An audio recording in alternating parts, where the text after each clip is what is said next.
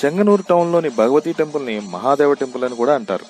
ఇది కేరళలోని అలిపుజా జిల్లాలోని చెంగనూర్ అనే ఊర్లో ఉంది. ఈ గుడి కొన్ని వందల సంవత్సరాల పురాతనమైనదిగా చెప్తూ ఉంటారు.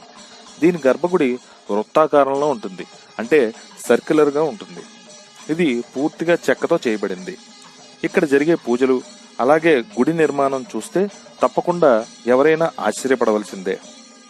ఇక గుడి చరిత్ర గురించి చెప్పుకుంటే, పార్వతీదేవి పరమశివుని వివాహం చేసుకున్న తర్వాత హిమాలయాల నుండి ఇక్కడికి వచ్చిందని, తర్వాత అమ్మవారికి 28 రోజులు ఋతుక్రమం జరిగిందని అంటారు.